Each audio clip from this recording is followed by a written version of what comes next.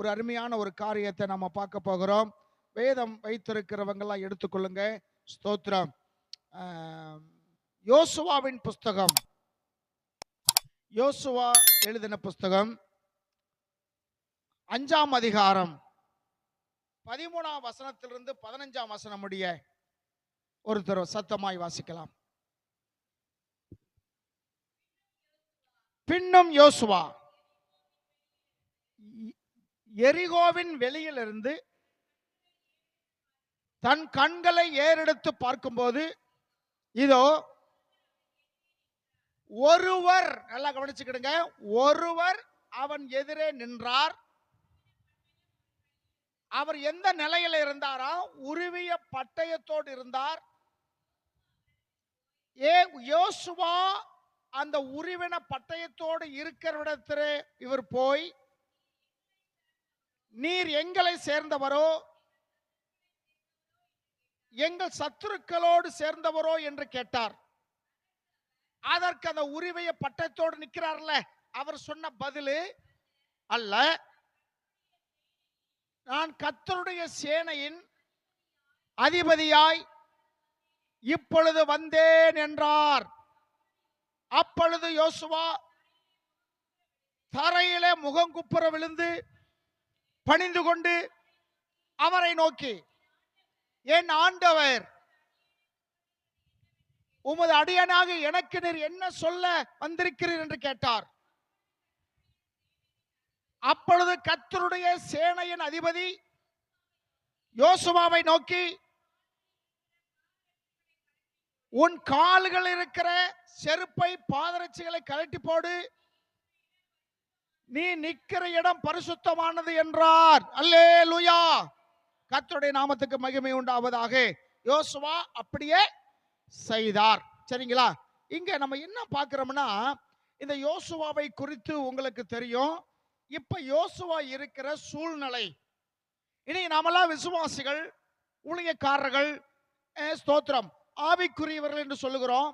நம்முடைய வாழ்க்கையில சில காரியங்கள் நேரிடும், சில விதமான குழப்பமான சம்பவங்கள் நேரிடும் போது நம்முடைய மனநிலைமை எப்படி இருக்க வேண்டும் என்பதற்காக இந்த பகுதியில யோசுவா இந்த சம்பவத்தின் மூலியமாக சில காரியங்கள் நம்ம கற்றுக்கொள்ள போகிறோம். எத்தனை பேர் ஆயத்தமா இருக்கிறீங்க? அல்லேலூயா. நம் தேவன் நல்லவராய் இருக்கிறார். ஸ்தோத்திரம். இங்க எப்படிப்பட்ட ஒரு சூழ்நிலைன்னா, இதற்கு முன்னாடி 2 சம்பவங்கள் இவருடைய மனநிலைமை பாதிக்கப்படுகிற சம்பவங்களாய் இருந்தது. 2 சம்பவங்கள். இவர் இருக்கிற சூழ்நிலை எப்படிப்பட்ட சூழ்நிலை என்று சொன்னால், இப்ப மோசே, தலைவனாய் இருந்த மோசே இறந்து விட்டார்.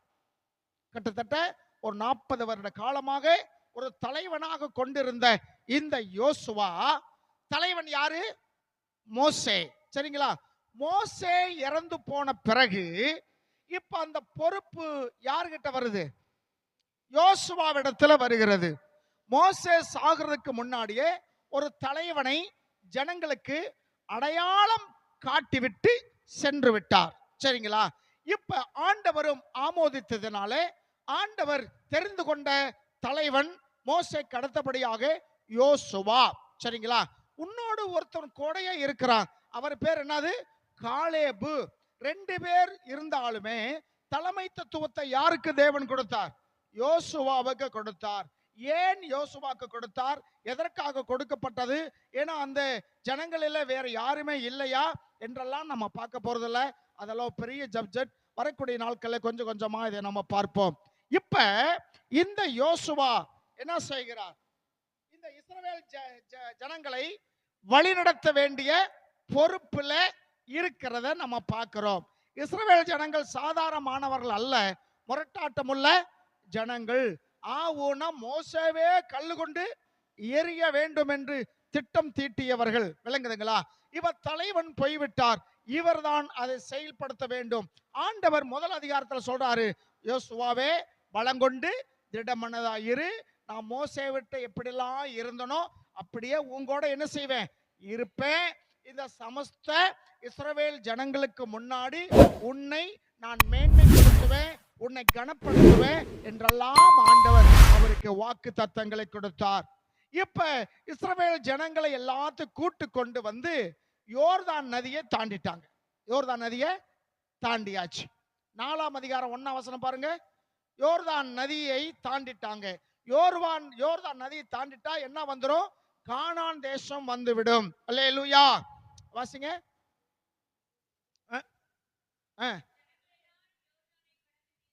கடந்து தீர்த்தார்கள். இப்ப எல்லாம் எங்க வந்துட்டாங்க? எகிப்திலிருந்து வந்த ஜனங்கள் யோர்தானை கடந்து விட்டார்கள். நமக்கு ஒரு அடையாளங்கள் நமக்கு தெரியும், நம்ம அதிகமா நம்ம பார்த்திருக்கிறோம். எகிப்து என்றால் எதற்கு அடையாளம்? உலகத்துக்கு அடையாளம். சரிங்களா? அங்க இருக்க இஸ்ரவேல் ஜனங்கள் யாருக்கு அடையாளம்? நமக்கு அடையாளம். அப்படிதானே? பார்வோன் எதுக்கு அடையாளம்? பார்வோன் யாருக்கு அடையாளம்? பிசாசுக்கு அடையாளம். மோசே யாருக்கு அடையாளம்? இரட்சகருக்கு அடையாளம். மேகஸ்தம்பம் எதுக்கு அடையாளம்? மேகஸ்தம்பம். அக்கினி ஸ்தம்பம் எதுக்கு அடையாளம்? அபிஷேகத்துக்கு அடையாளம். சிவந்த சமுத்திரம் எதற்கு அடையாளம்? சொல்லுங்களேன், ஞானசாரம் சொல்லுங்க. சிவந்த சமுத்திரம் எதுக்கு அடையாளம்? ஞானஸ்தானம். அக்கினி ஸ்தம்பம் பரிசுத்த ஆவியானவருக்கு அடையாளம். கானான் எதுக்கு அடையாளம்? கானான் எதுக்கு அடையாளம்? பரலோகத்துக்கு அடையாளம். விளங்குதுங்களா? இதெல்லாம் நமக்கு தெரியும். அந்த அடையாளங்கள் சில காரியங்களை விளக்க சொல்லுவாரு. சில அடையாளங்களாக சில காரியங்கள் இருக்கிறது. ஆபிரகாம் யாருக்கு அடையாளமா இருக்கிறார்? பிதாவாகிய தேவனுக்கு அடையாளம். ஈசாக்கு யாருக்கு அடையாளமா இருக்கிறார்? இயேசுவுக்கு அடையாளம். அதான் மோரியா மலையில போய் என்ன செய்தாங்க? ஈசாக்கை பலியிட போனாங்க. பிதாவாகிய தேவன் தம்முடைய ஒரே பேரான குமாரனையே இந்த உலகத்துக்கு பலியாக அனுப்பினார் என்று நம்ம வாசிக்கிறோம். சரிங்களா? ரெபேக்காள் யாருக்கு அடையாளமா இருக்கிறாங்க? யாருக்கு அடையாளம்? ஈசாக்கு இயேசுவுக்கு அடையாளம்னா ரெபேக்காள் சபைக்கு அடையாளமா இருக்கிறாங்க. சபைக்கு அடையாளமா இருக்கிறாங்க. அந்த எலிசேயர், இதெல்லாம் அடிக்கடி நான் சொல்லி இருக்கிறேன், மறந்துட்டீங்க போல் இருக்கு. இந்த எலிசேயர் யாருக்கு அடையாளமா இருக்கிறார்? எலிசேயர் யாருக்கு தெரியுதா? எலியாசார் யாரு? ஆபிரகாமுடைய வேலைக்காரன். அவருக்கு வேலை என்ன? என்ன வேலை சொல்லிவிட்டார் ஆபிரகாம்? ஈசாக்குக்கு பொண்ணு பார்த்துட்டு வான்னு சொல்லிவிட்டார். சரிங்களா? இவர் தான் போய் ரெபேக்காளை அழைத்து கொண்டு வருகிறார். சரிங்களா? அப்ப ரெபேக்காள் சபைக்கு அடையாளமா இருக்காங்கன்னா இந்த வேலைக்காரன் யாருக்கு அடையாளமா இருக்கிறாரு? பரிசுத்த ஆவியானவருக்கு அடையாளம். அவர் தான் சபையை கட்டி கொண்டிருக்கிறார். வெளிப்படுத்த வசனம் எல்லாம் உங்களுக்கு சொல்லிட்டோம். அப்படியே இந்த இடிச்ச புளி எப்படி இருக்குமோ அந்த மாதிரி தான் என்ன செய்றீங்க? இருக்கிறீங்க. இடிச்ச புளி எப்படி இருக்கும்? கெட்டியா கட்டினமா அப்படியே இருக்கும், அந்த மாதிரி தான் இருக்கிறீங்க. வெளிப்படத்தில் பாத்தீங்கன்னா ஆவியும் மணவாட்டியும் வா என்கிறார்கள். ஆவியும் மணவாட்டி. வேலை முடிச்சது, எல்லா வேலையும் முடிஞ்சிருச்சு. இப்ப ஆவியும் மணவாட்டியும் வா என்று சொல்லுகிறார்கள். யார வா என்று சொல்றாங்க? இயேசு கிறிஸ்து மணவாளனை. சபையுடைய வேலையெல்லாம் முடிஞ்சிருச்சு. சபையினுடைய வேலையெல்லாம் பூர்த்தியாகிவிட்டது. சபையாகிய உடல் இன்னைக்கு என்ன ஆயிருச்சு? நேர்த்தியா வேலை எல்லாம் முடிஞ்சிருச்சு. சபையாகிய அந்த பரிபூர்ணமான வேலை என்ன செஞ்சிருச்சு? முடிஞ்சிருச்சு. சபை உடம்பு, தலை உடம்பு இருந்தா போதுமா? தலை கிறிஸ்து, அவர்தான் மணவாளன். இப்ப மணவாளனை பார்த்து இந்த உடம்பாகிய மணவாட்டியும் இதெல்லாம் நேர்த்தியாய் கட்டின பரிசுத்த ஆவியானவரும் கூப்பிடுறாங்க வாங்க அப்படின்னு. அப்ப அந்த தலை இந்த உடம்போட சேர்றது தான், சபையோட சேர்றது தான் எது? ரகசிய வருகை. விளங்குதுங்களா? இது பயங்கர. இந்த மாதிரி என்ன எதுக்கு நான் சொல்ல வந்தேன்னா, இதெல்லாம் ஒவ்வொரு அடையாளமாய் இருக்கிறார்கள். இப்ப கானான் தேசம் என்பது பரலோகத்துக்கு அடையாளமாய் இருக்கிறது. இப்ப இந்த இஸ்ரவேல் ஜனங்கள் எல்லோரும் எங்க வந்துட்டாங்க? எகிப்திலிருந்து யோர்தான் தாண்டியாச்சுன்னா கானான். அப்படித்தானே? கானானுக்குள்ள வந்தாச்சு. நீங்களும் நானும் ஞானசான மூலியமாய் ஏதோ நினைச்ச நேரத்தில் அவங்க வந்து சேரல. கானானுக்கு வரணும்னா எத்தனையோ பாடுகள், எத்தனையோ பிரச்சனைகள், எத்தனையோ உபத்திரங்கள், தண்ணி இல்ல, சாப்பாடு சில வேளை இல்ல, சில வேளை வெயில், அதுக்கெல்லாம் ஆண்டவர் ஒரு தீர்வை என்ன செஞ்சார்? கொடுத்து கொண்டே வந்ததை நம்ம பார்க்கிறோம். 40 வருஷ காலமாக அவங்க எந்த விதை விதைச்சும் சாப்பாடு சாப்பிடல. ஏன்னா அவர்கள் நாடோடியா வந்தார்கள். ஒரு விதை விதைச்சா எப்படி இருக்கணும்? 3 மாசம் 6 மாசம் தங்கியிருந்தாதான் பலனை பார்க்க முடியும். இங்க 10 நாள், அங்க 10 நாள், அங்க ஒரு வருஷம், இப்படி போகும்போது எப்படி அவங்க விவசாயம் பண்ண முடியுமா? முடியாது. அப்ப அதற்காக ஆண்டவர் மன்னாவை கொடுத்து அவர்களை போஷிக்கும்படி செய்தார். இப்ப கானானுக்குள்ள வந்துட்டாங்க. கானானுக்குள்ள வந்த பிறகு ஆண்டவர் யோசுவாவை பார்த்து சில காரியங்களை சொல்லுகிறார். ஒரு கட்டளை சொல்லுகிறார். 5ஆம் அதிகாரம் 2ஆம் வசனம் பாருங்க. 5:2 அக்காலத்துல நோக்கி நீ கருக்கான கத்திகளை உண்டாக்கி என்றார். அப்பொழுது யோசுவா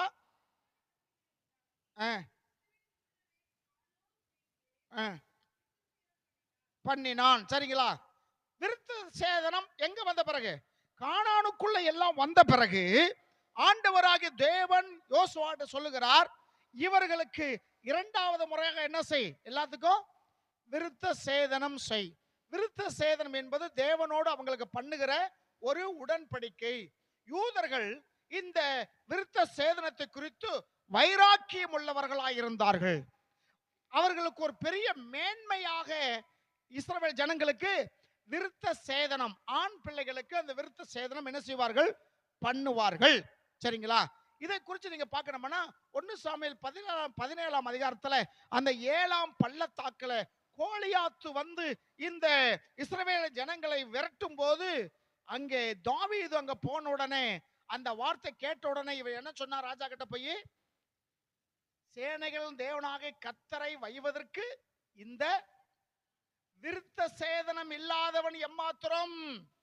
அப்ப விளக்குதுங்களா? எந்த இடத்துல சண்டை படுற நேரத்துல, போர்க்களம் யுத்தம் பண்ணுகிற இடத்துலயும் இவர்கள் இந்த விருத்த சேதனத்தை குறித்து அவ்வளவாக மேன்மை.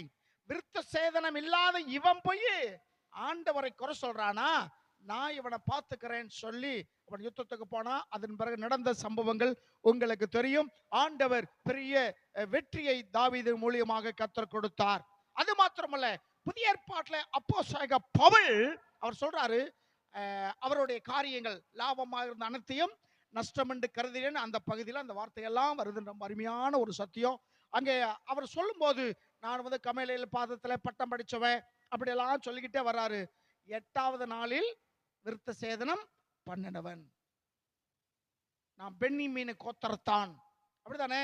பென்னிமீன் கோத்திரத்தான், என் ஊர் இது, நான் பென்னிமீன் கோத்திரம், என் படிப்பு இவ்வளவு, அதெல்லாம் சொல்லிட்டு வரும்போதே 8ஆம் நாள் என்ன செய்யப்பட்டவன். அப்ப எவ்வளவு முக்கியமான காரியமா இருந்தால் அவர்கள் அந்த யூதர்கள் என்ன செய்தார்கள்? அப்படிப்பட்ட காரியங்களை, அந்த விருத்த சேதனம் சொல்லக்கூடிய உடன்படிக்கையை அவர்கள் பாராட்டினார்கள்.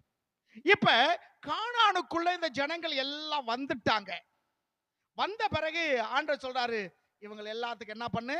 விருத்த சேதனம் பண்ணு. ஏன்? இதுக்கு முன்னாடி பண்ணினவர்கள் எல்லாருமே வனாந்தரத்தில் என்ன செய்யிட்டாங்க? இறந்து போயிட்டாங்க. வனாந்தரத்தில் எல்லாருமே ஆண்டவர் வார்த்தைக்கு கீழ்ப்படியாம முறுமுறுத்து பல காரியங்கள் விக்கிர ஆராதனை செய்து ஆண்டவர் நாமத்தை மகிமைப்படுத்தாம போனதுனால அந்த 40 வருஷ காலத்துல அங்கிருந்து கிளம்பி வந்தவர்கள் எல்லாருமே என்ன செய்தார்கள்? மரித்து போனார்கள். இப்ப இவர்கள் அந்த வசனம் பாருங்க. வனாந்தரத்துல பிறந்த பிள்ளைகள் இருக்கு பாருங்க. 5ஆம் வசனம். அங்கிருந்து கிளம்பும் போது எல்லாரும் விருத்த சேதனம் பண்ணப்பட்டிருந்தார்கள். அவர்கள் எல்லாம் வனாந்தரத்தில் சொத்து போயிட்டாங்க.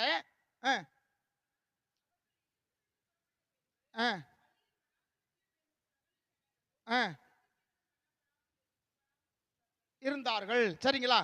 இந்த வழியில பிறந்தவர்கள், இந்த பிரயாணத்துல இந்த 40 வருட காலமாக அவர்கள் வனாந்தர யாத்திரை பண்ணி கொண்டிருக்கிறார்களே, அப்பொழுது பிறந்த பிள்ளைகள் அவர்கள் என்ன செய்தார்கள்? விருத்த சேதனம் பண்ணினார்கள்.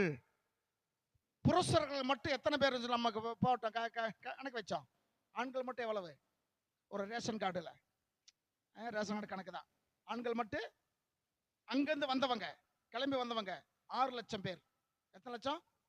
6,00,000 பேர். வசனங்களை கீழே படிச்சு பார்த்தா இருக்கும். சரிங்களா? 6,00,000 பேர் இஸ்ரவேல் ஜனங்கள் மட்டும். அதுல புறஜாதிகள் நிறைய பேர் என்ன செய்தாங்க? வந்திருந்தார்கள். சரிங்களா? அங்க கிளம்பி வந்தது மட்டும் 6,00,000. அந்த 6,00,000 பேர் இறந்து போனாலும் வனாந்தரத்தில் பிறந்தவர்கள் எத்தனை லட்சமா இருந்திருப்பாங்க? சரித்திர ஆய்வாளர் சொல்றாரு, கொஞ்சம் கூடும் குறையலாம், சுமார் 32 லட்சம் ஜனங்கள், எல்லாரும் ஆண்களும் பெண்களும் எல்லாம் சேர்த்து. அதுல எல்லா ஆண்களுக்கும் என்ன செய்யப்பட்டது? விருத்த சேதனம். எத்தனை லட்சம் பேர் இருந்தாங்க நமக்கு என்ன செய்யல, தெரியல. இங்க கருக்கான கத்தின் இருக்கு, ஆனா மூல பாஷையில கருக்கான கல்லுன்னு சொல்றாங்க. கருக்கான கல்லு, கருக்கான கல் எடுத்து என்ன செஞ்சிருக்காங்க? விருத்த சேதனம் பண்ணி இருக்கிறாங்க. சரிங்களா? இப்ப நான் என்ன சொல்ல வர்றேன்னா, இப்ப எல்லாம் கானானுக்குள்ள வந்த பிறகு அதுக்கு முன்னாடியே எரிகோ கோட்டை இருக்கு. எரிகோ கோட்டைக்கு என்ன செய்தாங்க? ஆள் பிடிச்சு அனுப்பி நோட்டமெல்லாம் பார்த்துட்டு வந்தாச்சு. அது எல்லாம் சம்பவம் உங்களுக்கு தெரியும். இப்ப யோசுவாவுடைய தலைமையில இந்த கூட்டம் உள்ள போகுது. அடுத்து யாரை இவங்க தாக்கணும்? எரிகோவை தாக்க வேண்டும். எரிகோ என்பது சாதாரணமான ஒரு கோட்டை சுவர் அல்ல. நமக்கு தெரியும் 26 அடி உயரம். அந்த காம்பவுண்ட் எவ்வளவு உயரம்? 26 அடி உயரமும் 53 அடி அகலமா இருந்ததா. ஏனென்றால் அந்த காம்பவுண்ட்ல நிறைய வீடுகள்லாம் இருந்துச்சு. காம்பவுண்ட்ல ஒரு வீடுகளா இருந்துச்சு. வீடுகள் இருந்தா அந்த காம்பவுண்ட் எவ்வளவு பெரிய அகலமா இருந்திருக்கும்? 53 அடி. அந்த காம்பவுண்ட்ல இருக்கிற வீடுகளை தான் ஒரு வீடு யாருடைய வீடு? ராகாப் சொல்லக்கூடிய ஒரு வேசியினுடைய வீடு என்று நமக்கு தெரியும். சரிங்களா? இப்படிப்பட்ட ஒரு பயங்கரமான ஒரு கோட்டையை இவர்கள் தாக்க வேண்டும். இப்ப இவர்களுக்கு எல்லாமே என்ன வந்துருச்சு? ஒரு கடமையை செஞ்சிட்டாங்க. என்னது? இந்த இவர்கள் ஏன் கானானுக்குள்ள வந்து இவங்க விருத்த சேதனம் பண்ணாங்க? ஏன் மோசேவே அதை செஞ்சிருக்கலாம்ல? மோசேவே அந்த காரியம் செஞ்சிருக்கலாம். ஏன் அவர் செய்யாத? அவர் இருக்கும் வரைக்கும் ஆண்டவர் விருத்த சேதனம் பண்ணு அப்படின்னு ஆண்டவர் சொல்லாம, மோசே இறந்து போன பிறகு கானானுக்கு வெளியவே யோர்தானுக்கு இக்கரையிலேயே அவங்களை விருத்த சேதனம் பண்ணி உள்ள கொண்டு போகாம, உள்ள கொண்டு போன பிறகு விருத்த சேதனம் பண்ண வைக்கிறார். புரியுதான் சொல்ல உங்களுக்கு? இப்ப பரலோகம் என்பது எல்லாரும் போக முடியாது. எல்லாம் போக முடியுமா? ஒருவன் ஆவியினாலும் ஜலத்தினாலும் பிறவாவிட்டால் தேவராஜ்யத்தை காண மாட்டான் இருக்கு. சரிங்களா? வருஷத்துக்கு ஒரு நாள் வந்து அங்க சிலுவை போட்டுட்டு ஏதோ ஒன்று பண்ணிட்டு போறவங்க பரலோகத்தை நிச்சயம் அடைஞ்ச முடியாது, போக முடியாது. அப்ப யார் தான் போக முடியும்? ஜலத்தினாலும் ஆவியினாலும் பிறந்தவர்கள், வேத வசனத்தின்படி வாழுகிறவர்கள், சத்தியத்தை சத்தியமாக புரிந்து கொண்டவர்கள், ஆண்டவருக்காக பல காரியங்களை சகிக்கிறவர்கள், பல துன்பங்களை சகிக்கிறவர்கள். என் நிமித்தம் நீங்க எல்லாராலும் பகைக்கப்படுவதோடு என் நிமித்தம் நீங்க பாடுகளும் படுவீங்க. என்னோடு நீங்க பாடுகள் பட்டால் அவரோடு கூட ஆளுகையும் செய்வீங்க. இதெல்லாம் வசனங்கள். இப்படி நின்றவங்க தான் பரலோகத்துக்கு போக முடியும். அப்ப கானானுக்குள்ள அன்னைக்கு வர்றதுக்கு அடையாளம் என்னன்னா, இஸ்ரவேல் ஜனங்கள் என்ன பண்ணி இருக்கணும்? விருத்த சேதனம் பண்ணி இருக்கணும். ஆனா ஆண்டவர் பாருங்க, கானானுக்கு உள்ள வந்த பிறகு, அதாவது பரலோகத்துக்கு வந்த பிறகு, கானான் எதுக்கு அடையாளமா இருக்கு? பரலோகத்துக்கு அடையாளமா இருக்கு. சரிங்களா? இப்ப கானானுக்குள்ள வந்த பிறகு என்ன செய்கிறார்? விருத்த சேதனம் பண்ண வைக்கிறார். ஏன்? என்ன காரணம்? விருத்த சேதனம் ஏன் அங்கிருந்து செய்யாம எதுக்கு உள்ள கொண்டு வந்து செய்கிறார்? அப்ப விருத்த சேதனம் செய்கிறவர்கள் யூதர்கள், செய்யாதவர்கள் புறஜாதிகள். புறஜாதிகளா இருந்த நம்மளை கர்த்தர் உள்ள கொண்டு வந்திருக்கிறார். அல்லேலூயா.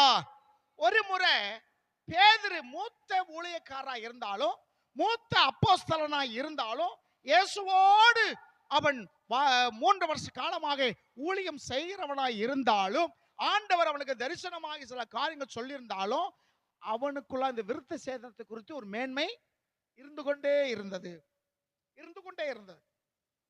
ஆகினால்தான் புறஜாதிகள் இயேசுவை இடத்துல வரும்போது, யூதர் அல்லாதவர்கள் யூத மார்க்கத்திலே அநேகர் என்ன செய்தார்களாம்? இணைந்தார்கள் என்று வேதம் சொல்லி இருக்கு. இவர்கள் யூதர்கள் அல்ல, யூத மார்க்கத்தில வந்து இணைந்தவர்கள். அப்படிப்பட்டவர்களுக்கு பேதுரு சொன்னாரு, இவங்களுக்கு விருத்த சேதனம் பண்ணணும் அப்படின்னு பேதுரு சொல்லும்போது பவுல் அவங்களோடவே சண்டை போறார். சண்டை போட்டு இது நமக்கு தேவை இல்லை, சரீர ரீதியில விருத்த சேதனம் பண்ணுகிறவன் அது ஒரு காரியம் கிடையாது, தன்னுடைய ஆவியில என்ன செஞ்சிருக்கணும், விருத்த சேதனம் பண்ணி இருக்கணும். அப்ப நீங்க என்ன செய்யக்கூடாது, உங்களுடைய காரியத்தை மற்றவங்க மேல திணிக்க கூடாது. ஆண்டவர் அவர்களை என்ன செய்தார், அது நியாயப்பிரமாணத்தில் இருந்த காரியம்.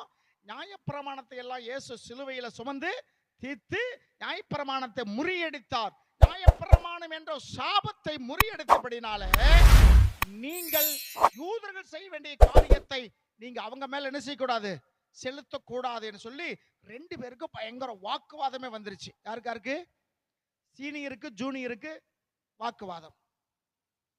சீனியர் யாரு, பேதுரு. ஜூனியர் பவுல். பவுல் தான் என்ன எப்படிப்பட்டவர், ஆமா ஆமா. அப்ப ரெண்டு பேருக்கும் வாக்குவாதம் உண்டாகி ரெண்டு பேரும் பிரிஞ்சு போயிட்டாங்க. ரெண்டு பேரும் பிரிந்து போட்டாங்க. கடைசி வரைக்கும் அவங்க ஒருத்தர் என்ன செய்யல, பார்க்கவே இல்லை. அவர் ஊழியம் அவர் செய்தார், இவர் ஊழியம் இவர் செய்து கொண்டிருந்தார். என்ன எதுக்கு நான் சொல்ல வர்றேன்னா, இப்ப விருத்த சேதனம் புறஜாதிகளுக்கு அடையாளமாக இருக்கிறது, புறஜாதிகளுக்கு அடையாளமா இருக்கிறது. நேற்றைய முத நாள் காஷ்மீர்ல அந்த டெஹல்காமா என்னது டெஹல்காம் என்னும் ஒரு பள்ளத்தாக்குல என்ன வந்துச்சு, தீவிரவாதிகள் 4 பேர் வந்து 28 பேரை சுட்டு கொண்டு இருக்கிறாங்க. 28 பேரை. அவங்களாம் யாரு, சும்மா டூர் பார்க்க போனவங்க. பாவம், டூர் பார்க்க போனவங்க. இந்த சம்மர் ஹாலிடேல பணக்காரங்களாம் பெரும்பாலும் எங்க போயிருவாங்க, வெளிநாடுகளுக்கு போவாங்க, வெளி மாநிலம். அந்த கேரளாவில் இருந்ததெல்லாம் ஒரு குடும்பம் என்ன செஞ்சிருக்கு, போயிருக்கு. கர்நாடகா வந்து ஒரு குடும்பம் போயிருக்கு. இப்படி போய் இது போது அங்க சுட்டு கொண்டுட்டாங்க. அது திருச்சி பொய் சொல்லி ஒரு வதந்திக்கிட்டு இருக்காங்க. ஏன்னா தீவிரவாதிகள் யாரு, அந்த சுட்ட தீவிரவாதிகள் இஸ்லாமியர்கள். இஸ்லாமியர்கள் என்றாலுமே தீவிரவாதிகள் நினைச்சுக்கிட்டு இருக்காங்க. சரிங்களா, எல்லாம் இஸ்லாமியர்களும் தீவிரவாதிகள் அல்ல. ஆனா தீவிரவாதிகள் எல்லாருமே இஸ்லாமியர்கள். எல்லா இஸ்லாமியர்களும் யாரு கிடையாது, தீவிரவாதிகள் அல்ல. ஆனா தீவிரவாதிகள் எல்லாமே இஸ்லாமியர்கள் தான் இருக்கிறாங்க. ஒவ்வொரு மார்க்கத்திலும் சில தீவிரவாதிகள் இருக்குதான் செய்யறாங்க. குஜராத்ல கிட்டத்தட்ட 3000 பேர் கொல்லலையா. ஒரு கர்ப்பிணி பெண்ணை வகுத்து கிழிச்சு அந்த குழந்தையை வெளியே எடுத்து காலு பிடிச்சு கல்லுல தட்டி அது கீழே போட்டு பெட்ரோல் ஊத்தி இது பண்ண குளத்தலையா. அப்படிப்பட்டவங்களை இப்ப சமீபத்தில் என்ன ஆக்கிட்டாங்க, விடுதலை ஆக்கிட்டாங்க. அப்படிப்பட்ட ஒரு காரியம் செஞ்சவங்களை விடுதலை ஆக்குறாங்க. இந்த பிஜேபி சொல்லக்கூடிய ஆட்கள் போய் அவங்களுக்கு மாலை போட்டு மரியாதை செலுத்தி எல்லாம் லட்டு கொடுத்து, யாரு எதுக்காக ஜெயிலுக்கு போனா, தேசத்துக்காக போனானா, நல்லது செஞ்சுட்டு போனானா, மக்கள் விலைவாசி விலை கூடி இருக்க அந்த விலைவாசியில் குறைக்க போராட்டம் பண்ணி போனானா, இல்ல. ஒரு இஸ்லாமிய ஒரு சகோதரருடைய வகுத்து கிழிச்சு அந்த குழந்தை இப்படி பண்ணனவன். இது நிறைய, சும்மா உதாரணம் ஒண்ணுதான் சொல்லுவாங்க, ஆனா நிறைய இருக்கு, அதெல்லாம் சொல்ல மாட்டாங்க. அவனுக்கு லட்டு கொடுத்து வரவே இருக்கிறாங்க. அப்ப அவன் தீவிரவாதி இல்லையா, தீவிரவாதி. ஒடிசா மாநிலத்தில்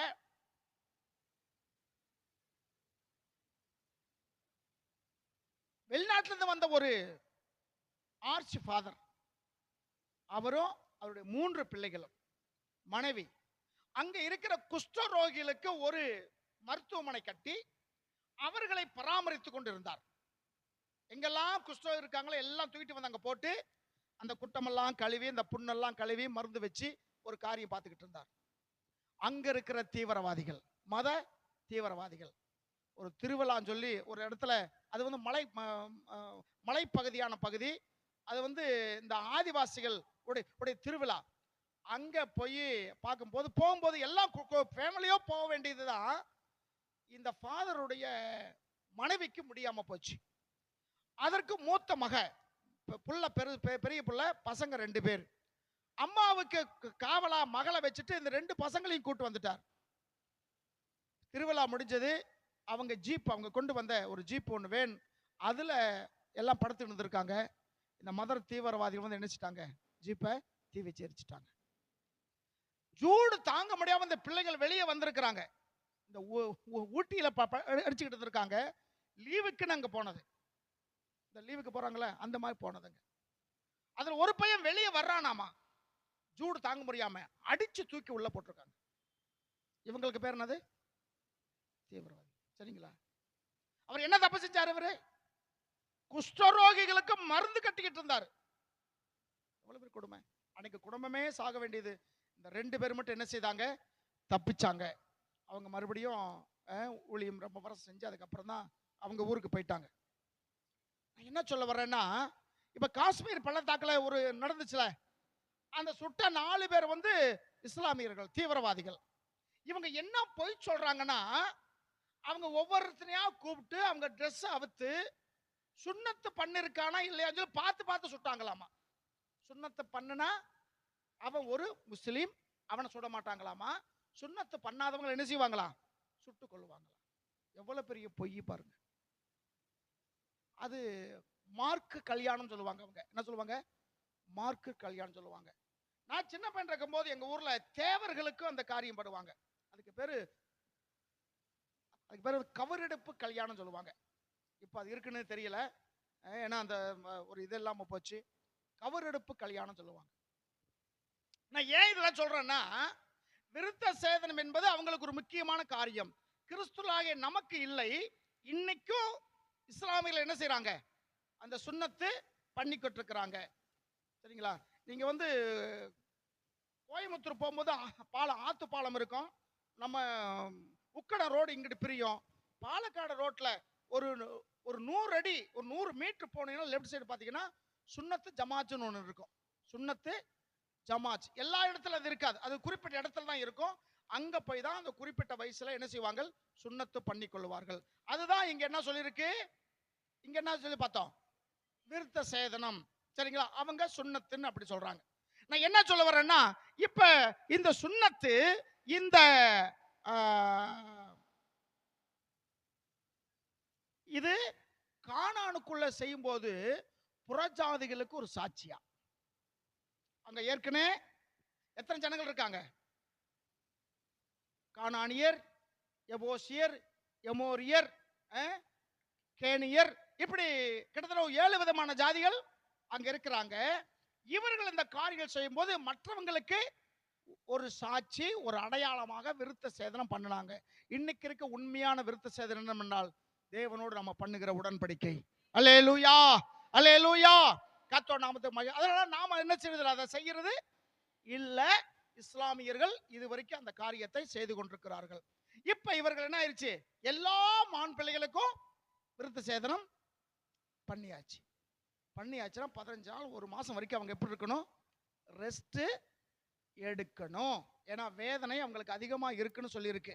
வாசிங்க அந்த வசனத்தை. 8ஆம் வசனம். தீர்ந்த பின் எல்லாத்துக்கும் பண்ணியாச்சு. தீர்ந்த பின்பு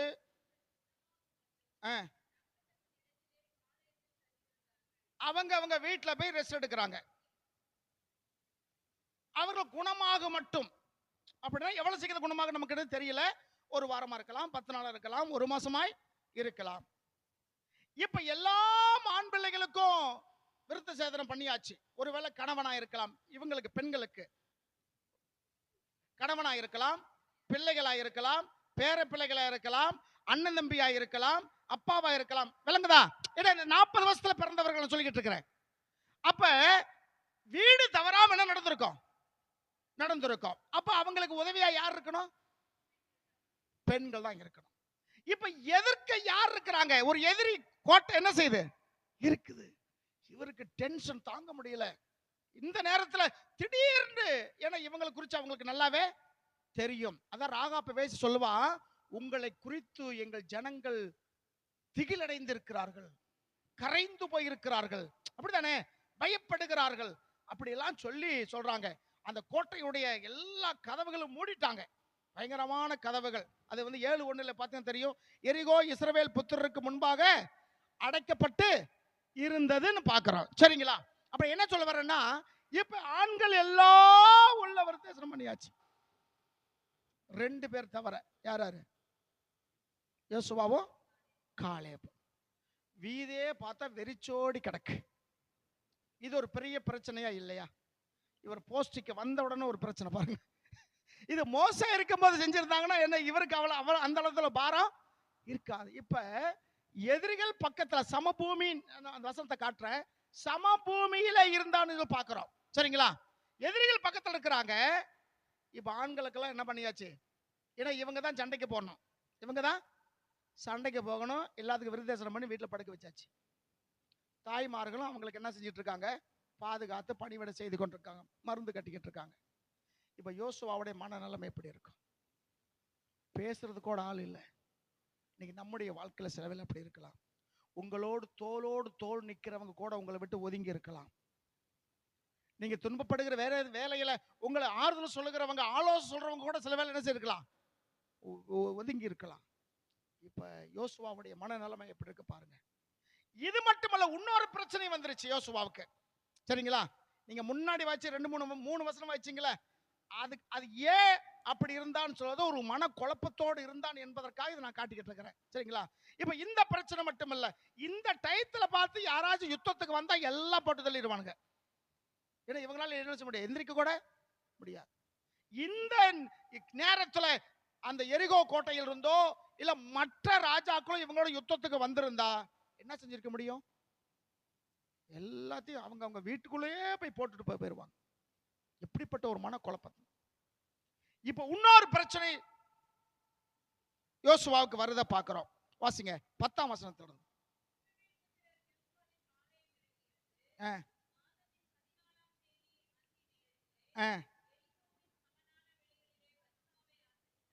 சரிங்களா? இப்ப எங்க இருக்கிறாங்க அவங்க?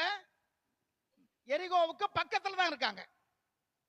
எரிகோவுக்கு தூரம் அல்ல, எரிகோ பக்கத்துல இருக்க சமமான இடத்துல பஸ்காவை அவங்க இது பண்ண கொண்டாங்க பாக்குறோம். அடுத்த வசனம் வாசிமா.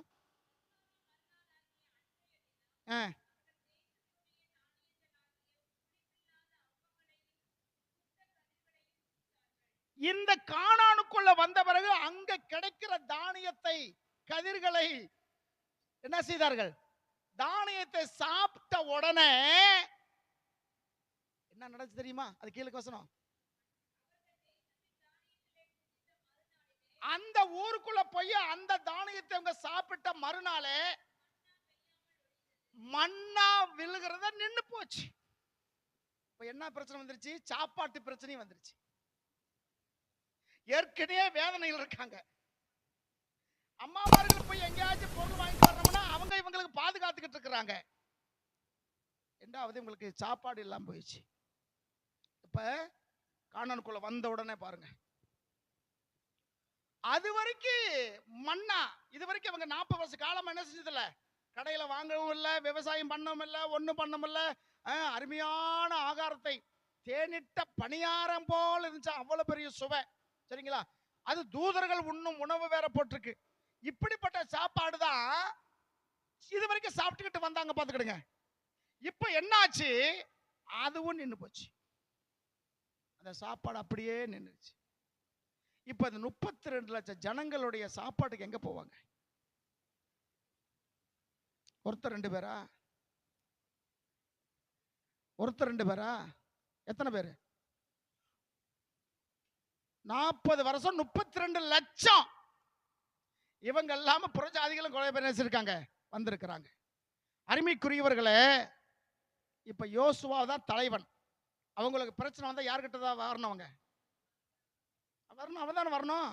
ஏன்னா மோசே இருந்தா மோசே கிட்ட போய் கேட்டிருப்பாங்க. மோசே இல்லாததுனால யாருகிட்ட வந்து கேட்பாங்க? இப்ப என்ன கேட்டிருப்பாங்க இவங்க? சாப்பாடு இல்லை.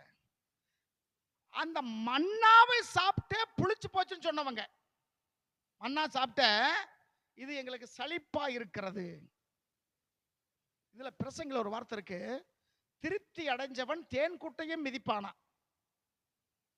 பிரயாணி எந்த விசேஷமானாலும் இதுதான் பிரியாணி பிரியாணி. அதுவே 10 நாள் தொடர்ந்து கொடுத்து பாருங்க, என்ன ஆயிரும்?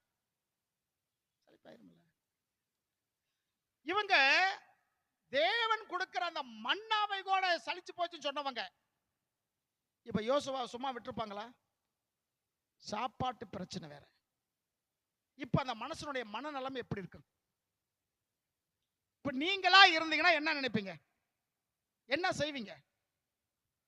ஆம்பளை எல்லாம் படுத்துட்டாங்க, ஒருத்தர் கூட வீதியில் என்ன செய்யல, நடமாட்டமே இல்லை. இந்த மொக்குல யோசுவா, அந்த மொக்குல காலேப்பு. காலேப்பு இருக்கியா? ஆமா இருக்க இருக்க. அவங்க கூடாரத்தில் இருந்தார்களாம். அப்ப 32 லட்சம் ஜனங்கள் கூடாரம் போட்டிருப்பாங்க, அப்படிதானே? எவ்வளவு பெரிய ஊரா இருந்திருக்கும். ஏன்னா அவங்க இருந்து சமபூமின்னு இருக்கு, சமமான பூமியில டேரா போட்டுட்டாங்க. ஒருத்தர் கண்டுபிடிக்கிறதுக்கு என்ன ஆகும்? இன்னைக்கு போனதுச்சுன்னா, ஹலோ எங்க இருக்கீங்க? இந்த இத்தனாவது வீட்டில் ரூபனுடைய கோத்திரத்தில் இருக்க. அப்படியா? நீ அங்கேயே இருப்ப, நான் பக்கத்தில் பெனியமின் கோத்திரத்தில் இருக்கேன், நான் வந்து ஒன்று சேர்ந்துடுறேன் அப்படின்னு சொல்லலாம். ஒண்ணுமே இல்லை. இது நம்ம படிக்கும்போது வேகமா என்ன செஞ்சிடறோம், படிச்சுட்டு போயிடுறோம். இப்ப யோசுவாவுடைய மனநிலைமை நீங்கள் இருந்தால் என்ன நினைப்பீங்க? என்ன செய்வீங்க? இப்ப யோசுவாவுக்கு 2 பிரச்சனை. அந்த பிரச்சனை நீங்க தான் யோசுவா. என்ன செய்வீங்க? ஏதாச்சும் சொல்லுங்க. இப்படியே பார்த்துக்கிட்டே இருப்பீங்களா? ஒன்றும் பண்ண முடியாது. இல்லை, என்ன செய்வீங்க? ஏதாச்சும் ஒன்று செஞ்சுதானே ஆகணும். முழங்கால போட்டு ஜெபம் பண்ணுவோம். அப்புறம் பக்கத்தில் கடை இருந்தா 32 லட்சம் ஜனங்களுக்கு இயேசு மலை பிரசங்கம் பண்ணிக்கிட்டு இருக்கும் போது ஒருத்தர் வந்து கேட்கிறாரு, ஆண்டவரே நீங்களும் பேசிக்கிட்டே இருக்கீங்க, அவங்க பார்த்துக்கிட்டே இருக்காங்க, பொழுது வேற இறங்க போகுது, அவங்களுக்கு சாப்பாடு சாப்பிட்டு வர்றதுக்கு அவங்க வீடுகளுக்கு அனுப்புங்க அப்படின்னு சொல்லும் போது ஆண்டவர் அது வசனம் பாருங்க, தான் செய்ய போகிறதை முன்கூட்டியே அறிந்து இவர்களுக்கு என்ன செய்வாங்கன்னு சொல்ற டெஸ்ட் பண்றதுக்காக சொல்றாரு, அவங்க பட்டினியா அனுப்பவிட எனக்கு மனசு இல்ல, நீங்களே அவங்களுக்கு சாப்பாடு கொடுங்க அப்படின்னு சொன்ன உடனே அந்த அப்போஸ்தலன் ஏற இறங்க பார்த்திருப்பான். இவர் பேசி பேசி ஏதோ மைண்ட் இதாயிருச்சா, நம்ம இருக்கிறத 12 பேர், இவர் சேர்த்த 13 பேர், அது மீறி வச்சிருந்தா 20 சப்பாத்தி என்ன செஞ்சிருப்போம், வச்சிருந்தா அங்க ஆம்பளை மட்டும் மொத்தம் எத்தனை பேரா? 5000 பேரா? 5000 மனைவிகள், பிள்ளைகள், ஏறத்தாழ 15000 பேர் இருப்பாங்களா? வந்த ஆண்களுக்கு எல்லாமே மனைவி இருக்குன்னு சொல்லல, சில பேருக்கு 2 மனைவி 3 மனைவி என்ன செஞ்சது இருந்தது. ஒருவருக்கு ஒருத்தன் கணக்கு போட்டாலும் 15 பேர் வந்துடும். யாக்கோப்பு போல 14 பிள்ளைகள் 13 பிள்ளைகள் அங்க இல்லாட்டாலும் ஒரு 3 பிள்ளைகளாச்சும் தூக்கிட்டு வா, எவ்வளவு பேர் இருந்திருப்பாங்க பாத்துறப்பா. என்ன ஆண்டவரே, இத்தனை பேருக்கு நாங்க எப்படி பண்ண முடியும் அப்படின்னு ஒரு கணக்கு போடுறான். 300 ரூபாயா?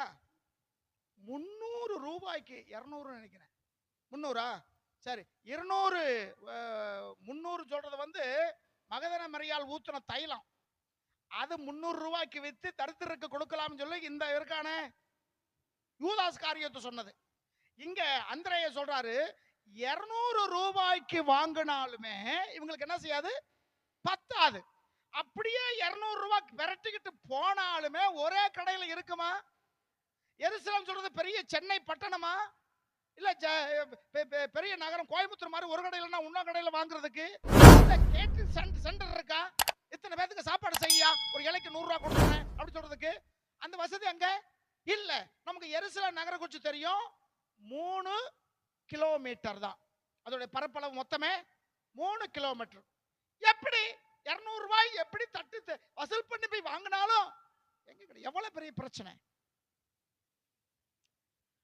அப்ப ஆண்டவர் பார்த்தாரு, அந்த பையன் வச்சிருந்தது கொண்டு வந்த 5 அப்பம் 2 மீன் 5000 பேருக்கு என்ன செய்தார், போஷித்தார். சரி, இப்ப ஜூலி சொன்னதுக்கு சொல்றேன், சொன்னதுக்கு தான் இந்த பதில். கடையில போய் வாங்கியிருக்கு மாமா, எந்த கடையில வாங்க போகுதுன்னு தெரியல. அப்புறம் இப்ப யோசுவா ஜூலி அந்த போல சொல்லிச்சு, நான் கடையில வாங்குவேன் அப்படின்னு. அங்க வாங்குற வாய்ப்புகள் இல்ல, சரிங்களா? அப்புறம் நீங்க யோசுவா இருந்தா, ஜீவராணி யோசுவா என்ன செய்வேன்? இல்ல இல்ல இல்ல, ஆண்டவர் சொல்லிட்டாரு, நீங்க போய் கால் வைக்கும் போது என்ன செய்வேன், நிறுத்திடுவேன் சொல்லிட்டாரு. அதே போல நின்னு போச்சு. மறுபடியும் மண்ணா கொடுன்னு என்ன செய்ய முடியாது, கேட்க முடியாது.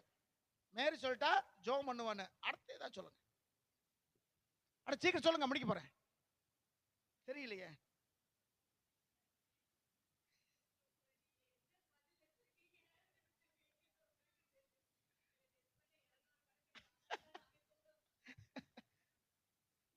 அக்கா ராசா சொல்லுங்க. சௌந்தர்யா இல்ல, ஏற்கனவே வேதனை கிடக்குறாங்க. ஒரு நாளைக்கு தண்ணி வரலனாலவே உடத்தை தூக்கிட்டு வீதிக்கு போயிடுறோம். சாப்பாடு இல்ல, குழந்தைகள் இருப்பாங்க, சாப்பாடு வேற நின்று என்ன எங்க எல்லா பிரச்சனையும் எங்கிட்ட தான் வரும், யோசுவா கிட்ட தான் வரும். நீங்க தான் அந்த யோசுவா. சமாளிப்பீங்களா? முடியாது, சமாளிக்க முடியாது. ஏன்னா அவ்வளவு நல்ல ஜனங்கள் இல்ல அவங்க, அப்படிதானே? அதே ஒரே வழிதான். ரெபேக்காள் சொல்லுங்க.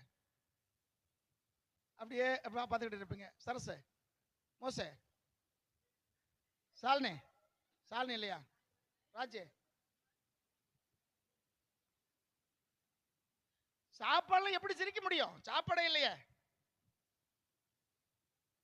ஒரே ஒரு வழி, ஓடி போறது. ஆனா இந்த குழப்பத்தை இவன் கோடி போறவல்ல, ஏன்னா இவனை நம்பி கர்த்தர் என்ன கொடுத்திருக்காரு, பெரிய பொறுப்பை கொடுத்திருக்கிறார். ரெண்டு பிரச்சனை. நமக்கு சில வேலைகளை ஆகாயத்து பச்சைகளை போஷிக்கும் தேவன் நம்மளும் என்ன செய்வார், போஷிப்பார். சில வேளையில பாடுகள் வரும்போது, உபத்திரங்கள் வரும்போது என்ன செய்வோம்?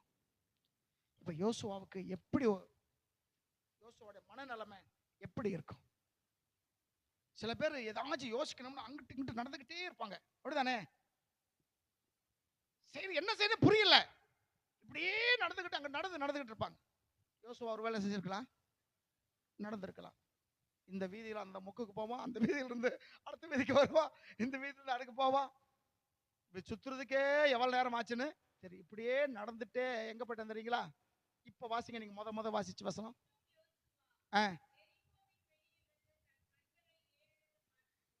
இப்ப எரிகோ சமபூமியில இருந்தவன் இப்படி நடந்துகிட்டே எங்க போயிட்டான், எரிகோ பக்கமே போயிட்டான்.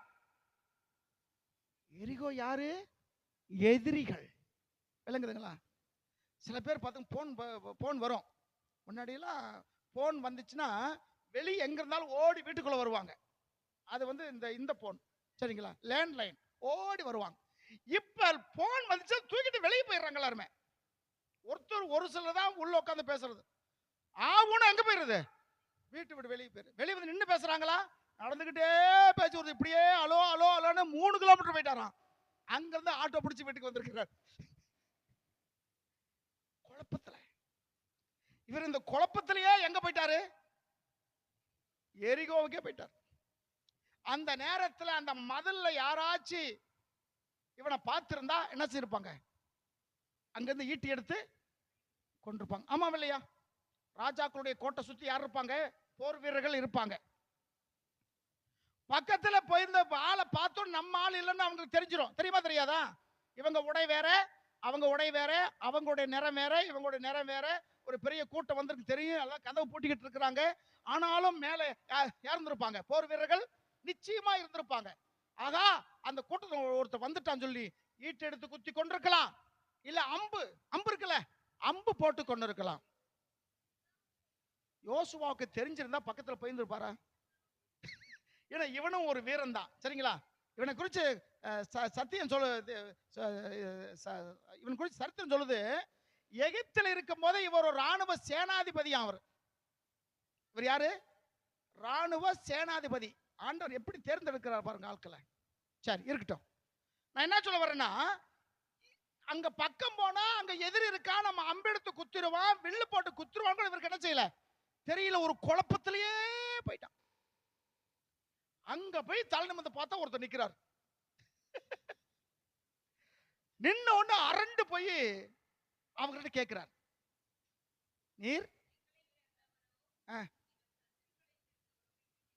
சரிங்களா? ஒரு யார் இருந்தாலும் சில பேர் வந்து குழப்பத்தில் இருக்கும் போது என்ன யாருக்கிட்ட பேசணும் சொல்லி என்ன செய்யாது தெரியும். யாருக்கிட்ட எதை பேசணும், யாருக்கிட்ட எதை சொல்லணுமே தெரியாம நம்ம பாட்டு என்ன செஞ்சுட்டு இருப்போம், உளறிக்கிட்டு இருப்போம். நடந்து போனவங்க பார்த்தா ஒருத்தர் நிக்கிறாரு, அவரை போய் கேட்கிறாரு, ஹலோ மிஸ்டர், நீங்க எங்க கூட சேர்ந்தவங்களா? என்ன நிறைய ஜனங்கள் இருக்காங்க, இவனுக்கு என்ன செய்யல. இவனுக்கு ஒரு சந்தேகம், எல்லாத்தையும் விருத்தாசனம் பண்ணி படுக்க போட்டு வச்சிருக்கோம். ஒருத்தர் வந்து நிக்கிறாரு, கேட்டு எரிகோவில் என்ன இருக்கு, அங்க போன பிறகு தெரியுது எரிகோ பக்கமே வந்துட்டோம் சொல்லி. இங்கேயும் பிரச்சனை, அங்க நம்ம ஆட்கள் வர்றதுக்கு வாய்ப்பு இல்லை, இங்கேயும் கேட்டு போட்டு இருக்கு. டவுட்டா போய் கேட்கிறாரு, ஹலோ நீங்க யாரு, எங்க சேர்ந்தவங்களா எதிரி சேர்ந்தவங்களா? குழப்பம். யோசுவாவுக்கு எப்படிப்பட்டது? குழப்பம். யோசுவாவுக்கு குழப்பம். என்ன பேசுவோம், என்ன செய்யணும், எங்க போகணும், இது நல்ல தடமா கெட்ட தடமா, என்ன செய்யல ஒண்ணுமே தெரியாது. குழப்பம் வரும்போது அப்படிதான் இருக்கும். யோசுவாவுக்கு ஒரு குழப்பம் வந்துச்சு. நம்ம வாழ்க்கையில் என்ன வரும்? ஒரு குழப்பம் வரும். நீர் எங்களை சேர்ந்தவரோ எங்க எதிரி சேர்ந்தோ கேட்ட உடனே ஆண்டவர் சொன்ன பதில் பாருங்க, அல்ல. இல்ல இல்ல இல்ல இல்ல அல்ல. அது மட்டும் புள்ளி இருக்கா, நிறுத்தணும். தனி வார்த்தை அது. அல்ல அப்படின்னா இல்ல. என்ன சொல்றாரு? நீ கேட்கிற கேள்வியே தப்பு. நீ கேட்கிற கேள்வியே தப்பு சொல்லிட்டு நான் என்ன சொல்றாரு, நான் வந்தேன். நான் யாரா வந்திருக்கிறேன்? கர்த்தருடைய சேனையாகிய அதிபதியாகி வந்திருக்கிறேன். அதாவது கர்த்தருடைய சேனை அதிபதி யார் தெரியுமா? 3 தூதர்களை ஒரு தூதன் இருக்கான், அவன்தான் தூதர்களுடைய அதிபதி, யுத்தங்கள் அதிபதி அவன்தான். அவன் பேர் என்ன? மிகாவேல். Very good, Mikavel. இப்ப இது சொல்றவர் யாருன்னு பார்த்தா ஆண்டவர் ஆகிய இயேசு. அல்லேலூயா. நமக்கு தெரியும், கர்த்தருடைய தூதனானவர் என்று சொன்னால் அவர் யாருதான்? இயேசுதான். ஆபிரகாமோட பேசினது இயேசு, கிதியோனோட பேசினது இயேசு, சாத்ராக் மேசாக் ஆபேத்நேகோவை அக்கினியிலிருந்து வெளியே கொண்டு வந்தது இயேசு. பழைய ஏற்பாட்டில் இயேசு நிறைய இடத்துல என்ன செய்கிறார்? வெளிப்படுகிறார். அப்பொழுது அவருக்கு இயேசு என்ற பெயர் இல்லை. சரிங்களா? கர்த்தருடைய தூதனானவர். தூதனானவர் என்றால் அவர் இயேசு. இங்க இந்த யோசுவாவோட பேசினது. ஆனா பொதுவாக இப்படிப்பட்ட விஷயத்துல யார் தான் வருவாங்க? மிகாவேல் தான் அதிபதியா வருவான். அவன் வந்தா கூட உனக்கு ஆறுதல் சொல்ல முடியாது. நீ அந்த அளவுக்கு துக்கமா இருக்கிற. ஆகலாம் நான் வந்திருக்கிறேன். அல்லேலூயா. நான் வந்திருக்கேன். கர்த்தருடைய சேனையின் அதிபதியாக இயேசு அங்க வருகிறார். உலகம் உன்னை மறந்தாலும், உலகம் உன்னை தொந்தரப்படுத்தினாலும், நீ தனிமையில் இருக்கிறமா காணப்பட்டாலும் உன்னை ஆற்றி தேற்றுவதற்கு இயேசு உன்னிடத்தில் வருகிறார். அல்லேலூயா. கர்த்தருடைய நாமம் மகிமையுண்டாவதாக. இயேசு வந்திருக்கிறார். சொன்ன உடனே அவர் என்ன நடக்குது பாருங்க அங்க என்றார். அப்பொழுது யோசுவா தரையில முகங்குப்புற விழுந்து பணிந்து கொண்டுகிறான். கீழே தெரியாம இருக்கீங்களா? ஆண்டுகிட்ட கேளுங்க. அவன் கேட்டான், ஆண்டவரே நாங்க என்ன செய்யணும், நான் என்ன செய்யணும் என்று கேட்கும்போது, நான் செய்யறது, நீ செய்யறதுக்கு முன்னாடி, நான் சொல்லுவதற்கு முன்னாடி நீ ஒரு காரியம் பண்ணணும். என்னது? உன்னுடைய கால்கள் இருக்கிற கலற்றி போடு, நீ நிக்கிற இடம் என்றார். யோசுவா அப்படியே நான் சொல்றதுக்கு முன்னாடி நீ ஒண்ணு செய்யணும். உன் கால் இருக்கிற என்ன செஞ்சிரு? செருப்பு கழட்டி போட்டு. இது எங்கேயோ கேட்ட மாதிரி இருக்கா? யாத்ராமம் 3ஆம் அதிகாரம் 1-5 முடிய முற்செடியில மோசேவோட பேசினார். யார் பேசினது? யார் பேசினது? ஆண்டவரா? ஆண்டவர்னா பொதுவானது, இயேசு. அங்க பேசுனது யாரு? கர்த்தருடைய தூதனானவர் இருக்க அந்த இடத்துல இயேசுதான். அப்ப இங்க வந்தது யாருதான்? அவருக்கு செருப்பு போட்டவருக்கு பிடிக்காது. யோசுவாவே நீ நிக்கிற இடம் எப்படிப்பட்ட இடம்? பரிசுத்த இடம். செருப்பு கழட்டு. அங்க சொன்னாரு, இங்க அதே வார்த்தை சொல்லுகிறார். அப்ப நமக்குள்ளா இருக்கு எதெல்லாம் கழட்ட வேண்டும் என்று கர்த்தர் விரும்புகிறாரோ அதெல்லாம் கழட்டி போட்டுறணும். அல்லேலூயா. ஆணவம் செருப்புக்கு சமம். சில பழமொழி சொல்லுவாங்கல்ல, ராணுவத்துல அழிஞ்சவங்க விட ஆணவத்துல அலைஞ்சவங்க தான் ஜாஸ்தி. சரிங்களா? 10 ரூபாய்க்கு ஒரு பேனா வாங்கிட்டு போனோம்னா எப்பவும் நம்ம நம்ம நெஞ்சுக்கு நேராவே இருக்கும். ஒரு நாள் நான் வரும்போது ஒரு பேனா ஒன்று எனக்கு கிடைச்சது. அது என்ன செய்ய, இன்னும் இங்கு கூட ஊத்தாம அது எப்படி வச்சிருக்கிறேன் பத்திரமா. அது வந்து அந்த முன்னாடிலாம் எழுதிக்கிட்டு இருந்தோம் ஹீரோ ஹீரோ இது அதெல்லாம் லப்பர் ஊற்றி இங்க எடுத்து இது பண்ணோம். ஒரு வியாபாரத்தமாக வச்சு நல்ல புது பேனா இருக்கு. 10 ரூபாய்க்கு வாங்கினாலும் நெஞ்சோடு இருக்கும். நீ 800 ரூபாய்க்கு செருப்பு வாங்கினாலும் வெளியே தான் கிடக்கும். ஆமா இல்லையா? அப்ப ஆணவத்துல ராணுவத்தில் அழிஞ்சவங்கட ஆணவத்துல தான். அப்ப இது நீ கலட்டணும், போராம கலட்டணும், எரிச்சல் கலட்டணும், பகைய கலட்டணும், புறம் கூறுதலை என்ன செய்யணும், கலட்டணும். நீ கலட்ட வேண்டியதெல்லாம் நீ கலட்டிட்டீனா ஆண்டவர் உன்னோட பேச ஆயத்தமா இருக்கிறார். அல்லேலூயா. நீ சொல்ல வேண்டியது சொல்லும் என்று கேட்ட உடனே தான் 7ஆம் அதிகாரத்துல அந்த ஆண்டவர் சொல்ற வார்த்தை. சரிங்களா? 1 2 3 வசனங்களை பார்த்தீங்கன்னா 5 வசனம் முடிய அவர் சொல்லுகிறார், எரிகோ போகும்போது இப்படி எல்லாம் பண்ணுங்க, இப்படி எல்லாம் பண்ணுங்க, இப்படி எல்லாம் பண்ணுங்க சொல்லி ஒரு என்ன கொடுக்குறாரு, பேசுகிறார். உடனே இவருக்கு என்ன ஆயிடுச்சு, தைரியம் தெம்பு. எப்படி போனான்னு தெரியும், எப்படி திரும்பி வீட்டுக்கு வந்தான்னு தெரியல. ஒரு மனநிலைமையோடு வேதனையோடு இருக்கும்போது மற்றவங்களை வச்சு உங்களுக்கு ஆறுதல் சொல்லுவது அல்ல, ஆண்டவரே நமக்கு ஆறுதல் சொல்லுவார். அல்லேலூயா. கர்த்தர் நாம மகிமையுண்டாகட்டும். இப்படிப்பட்ட ஒரு சுச்சுவேஷன் நம்ம வாழ்க்கையில் சில நேரிடலாம். நம்ம சோர்ந்து போகாமல் குழம்பாமல் கர்த்தரையே பார்ப்போம், அவர் நம்மை நடத்துவார்.